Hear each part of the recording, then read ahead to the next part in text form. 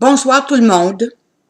Alors, cette vidéo s'adresse surtout aux femmes, aux hommes aussi, mais en particulier à Madame Catherine Rudel-Tessier, qui est la coroner en chef du Québec, qui veut faire un genre de réunion pour savoir c'est quoi qui se passe dans la vie pour qu'il y ait autant de viols et de gestes déplacés.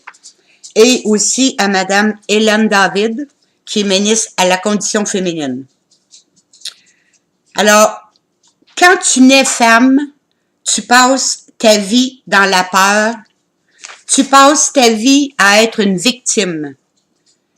Victime de viol, être battue, être kidnappée, être vendue comme esclave sexuelle.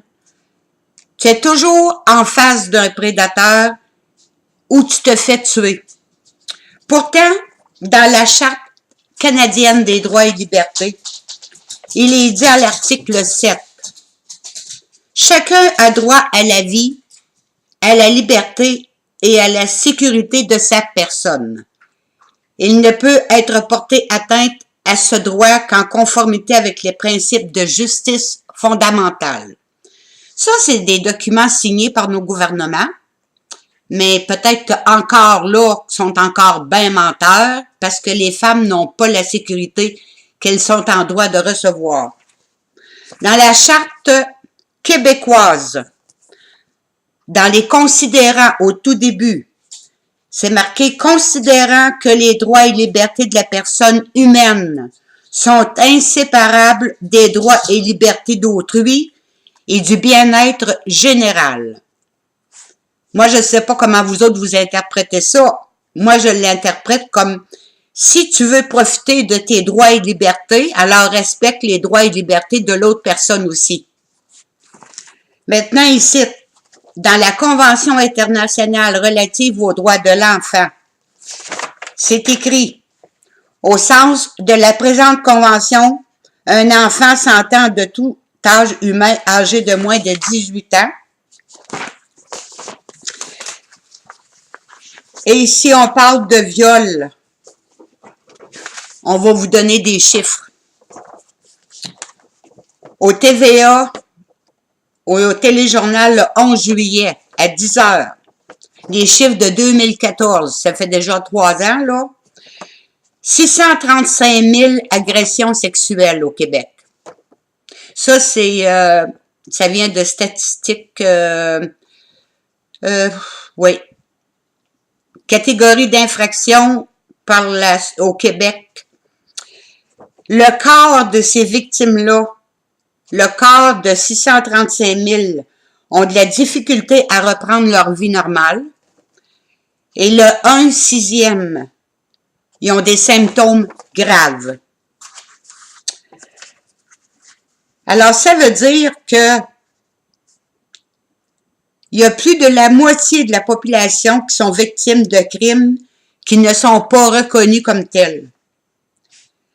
Ça veut dire que un crime est commis contre la moitié, plus de la moitié de l'humanité au Québec. Ça commence à être un petit peu grave, hein? On va parler des prédateurs sexuels. Je sais que pour vous autres, là, ça va être comme terrible, là, mais je vais vous parler de 2 cas, entre autres. Il y a 2 jours, un jeune homme de 13 ans qui a abusé d'une fillette de 3 ans et de 7 ans.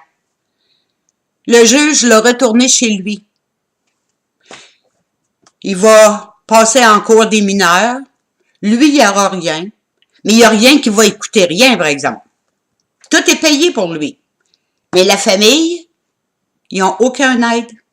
Ils n'en ont pas d'aide. Ni pour les fillettes, ni pour eux autres. Mais, le petit jeune homme, là, de 13 ans, lui, toutes ses dépenses sont payées. Ça veut dire que la justice au Québec défend plus les victimes, les abuseurs que les victimes. Et ce soir, en même temps, aux nouvelles, il y a une femme qui a témoigné. Ses 2 fillettes aussi ont été abusées.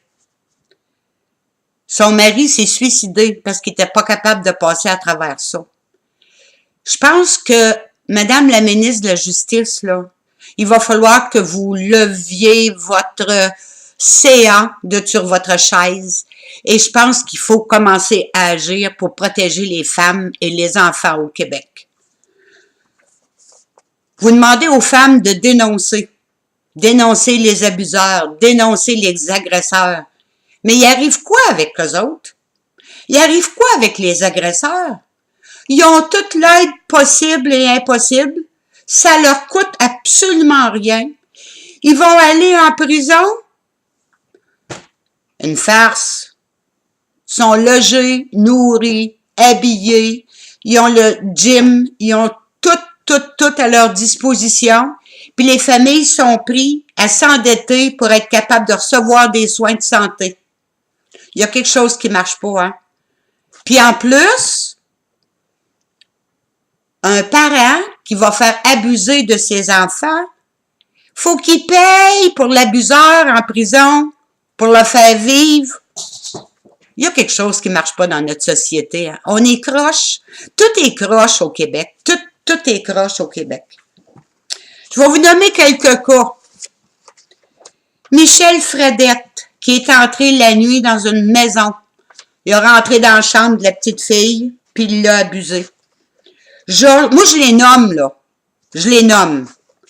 Georges Provost, délit sexuel et bestialité. Il disait dans le journal qu'il était très violent. Régent Trudel, il a agressé 13 adolescentes. Jean-Guy Thibodeau, comité des libérations conditionnelles l'ont relâché, il était tellement fin. Mais il a recommencé. Savez-vous qu'il y a un club social de pédophilie qui est enregistré comme OSBL au registraire des entreprises? Jacques-Roger Lesage, Val-des-Monts, il a fait 3 enfants à sa fille. Richard Lévesque, 57 ans, de Gatineau. Lui, il avait un réseau de pédophiles. À Joliette, Simon Girard Lévesque, 27 ans, un gars de l'armée. 52 chefs d'accusation. Relations extrêmement violentes. Lui, c'était des petites filles, il voulait avoir la plus jeune possible. Alors lui, c'était de 12 à 16 ans. Richard Faraud, 64 ans. 3 jeunes enfants. Ce soir, aux nouvelles, un prédateur sexuel de 3 petites victimes. Il a pogné 8 ans de prison. Dans 2 ans, il va être sorti. Mais les parents de ces 3 petites filles-là, qui sont probablement encore dans des soins psychiatriques ou avec un psychologue, ces parents-là payent pour faire vivre le bon rien qui a abusé de ses 3 enfants. Ici, un homme de 37 ans qui a violé une fillette de 13 mois. On n'appelle plus ça un homme, là. Là, on est rendu au niveau pas mal de bête, hein. C'est chauffeur de taxi de cette île qui a agressé une adolescente. L'adolescente s'est suicidée. Vous savez, là, messieurs les juges et madame la coroner et madame la ministre de la Justice, violer une personne, c'est un crime. C'est un crime contre l'humain. Mais ici, au Québec, les femmes et les enfants, c'est pas des humains. Parce que vous ne faites rien. Et moi, je vais vous dire que j'avais déjà fait une pétition que j'ai envoyée à la Chambre des communes parce que le code criminel, ça dépend du fédéral. J'ai été voir Stéphanie Vallée à son bureau ici. Elle m'a envoyé péter. Elle m'a dit, moi, je suis avocate et je n'ai pas le temps de m'occuper de ça. C'est ce qu'elle m'a répondu. On va regarder les femmes qui sont battues à la maison. Qu'est-ce qu'on fait avec eux autres? On les prend, on les emmène dans une maison d'hébergement pour femmes battues, avec les enfants. Mais c'est une prison, ça. Parce qu'une maison pour femmes battues, là, c'est barré. Il n'y a pas personne qui rentre là, la femme ne sort pas, elle vit là. Elle reçoit des soins, Mais l'homme, lui, il est où? Le batteur de femmes, là? Il est libre, en attendant sa cour. Dans 2 ans? Dans 3 ans? Lui, il se promène sur le trottoir. Tout est beau pour lui. Ici, je veux dire quelque chose, là. Les hommes, là, on vous traite pas de pas bon, c'est pas vrai. Il y a des hommes fantastiques, merveilleux. Mais il y en a que c'est pas des hommes. Mais vous autres, les hommes, qu'est-ce que vous faites? Quand vous rencontrez un gars comme ça, là, qui est accusé d'avoir battu sa femme, là, ou un gars que vous savez qui a abusé une petite fille, ou un petit garçon, quand vous le rencontrez, vous faites quoi? Vous faites comme si de rien n'était. C'est un crime qu'il a fait, cet homme-là. Puis il est libre. Il se promène parmi les gens du village ou de la ville. Puis il se promène autour de la famille de l'enfant qui a été abusé. C'est pourquoi que les juges les envoient pas immédiatement, aussitôt qu'il y a la plainte, en prison. Mais le temps qu'il passe en prison, là, ça devrait pas être compté non plus. Puis le monsieur tantôt, là, qui a abusé les 3 petites filles, 8 ans, ça devrait être 8 ans ferme. Pas le libérer dans 2 ans. Messieurs du barreau, messieurs les juges, madame le coroner, c'est un crime qu'ils font. Quand est-ce que vous allez réaliser ça?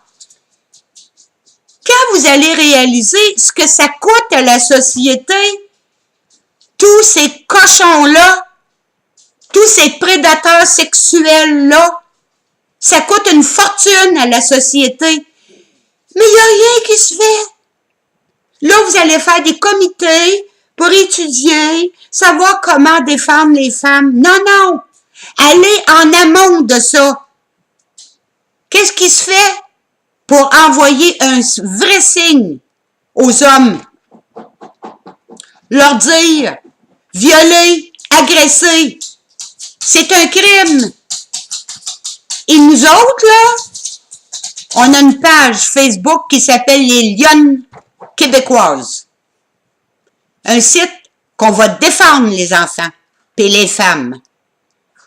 Page Facebook, les Lionnes québécoises. On va vous talonner. On va vous talonner jusqu'à temps que ça change.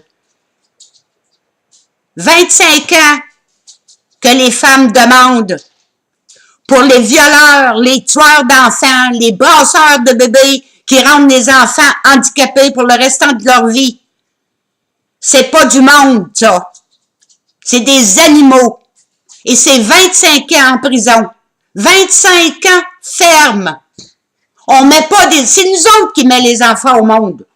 On met pas des enfants au monde pour qu'ils soient abusés, puis tués, puis rendus infirmes pour le restant de leur vie. C'est pas ça, la vie. Le trafic humain, vous connaissez aussi? On vend vos enfants. Les enfants kidnappés qu'on ne retrouve jamais. Je m'excuse, là, mais des réseaux de pédophiles, il faut que ce soit alimenté. Il faut que les jeunes soient remplacés continuellement. C'est ça, un pédophile. Donc ici, on a trouvé il y a 3 remèdes pour les pédophiles, hein. Je voulais vous le montrer. Regardez, ça c'est un réseau de pédophiles. Des vieux cochons. Ça c'est un remède pour les pédophiles. Juste un traitement puis c'est fini. Mais nous autres au Québec, on est contre ça. Je pense qu'on aime mieux se fermer les yeux que de dire on a un maudit gros problème. C'est plus facile de se fermer les yeux. Un prédateur sexuel en prison, il a le droit de la pornographie. Pas pire, hein? Ça, c'est des photos de femmes battues. Les voyez-vous, là? Mais ça a l'air que c'est pas grave faire ça. Ben non, c'est pas grave. Ben non. Les femmes, on occupe plus de la moitié de la population au Québec. Me semble qu'on a un poids. Hein? Me semble. Là, je vais arrêter avec le nom de tout ce monde-là, là, parce que moi, là, ça me... Là, vous avez entendu qu'en France, ils veulent mettre l'âge à 13 ans pour le consentement pour des relations sexuelles. 13 ans. Ici, c'est 16 ans au Québec. Moi, si c'était juste de moi, ce serait tout le temps 18 ans. Puis ils disent, hein, dans la charte des enfants, là, 18 ans. C'est ça qui devrait arriver. Premièrement, tous les accidents d'auto. Si tu avais 18 ans, ta tête, ils disent, ton cerveau, ça y prend jusqu'à l'âge de 25 ans pour être complet. 16 ans. C'est des enfants. Ils ont encore la couche. C'est ça. Fait qu'en France, ils veulent passer de 16 ans à 13 ans pour le consentement, pour leur sexualité. Et dans un document ici, qui s'appelle la Déclaration des droits sexuels de l'IPPF, facile à avoir sur Internet, ça, c'est pour accommoder ce qui s'en vient au Québec, là. Vous savez que dans le Coran, c'est normal de se marier avec des petites filles à partir de 7 ans. Donc, en France, là, ils veulent baisser ça à 13 ans. Ensuite, ça va être baissé à 10 ans. Et dans ce document-là, qui va faire office de loi, une petite fille de 10 ans va être autonome concernant sa sexualité. Et ça va être légal. Pour nous, 13 ans, c'est de la pédophilie. Pour le Coran, c'est normal. Avez-vous vu l'autre fois Stéphanie Vallée? Ici au Québec, on a deux sortes de mariages. On a un mariage religieux, puis on a un mariage civil. Elle a tenté de faire passer une union spirituelle. Parce qu'une union spirituelle, tu n'es pas obligé de l'enregistrer à l'état civil. Et dans le Coran, ben, si tu maries une petite fille de 7 ans, ils vont appeler ça une union spirituelle qu'ils ne sont pas obligés d'enregistrer. Mais ça n'a pas passé. Puis j'espère que ça passera jamais non plus. Je vous le dis, les parents, là, surveillez, surveillez, surveillez. Parce qu'ils essaient de nous en passer des petites vites, pas à peu près.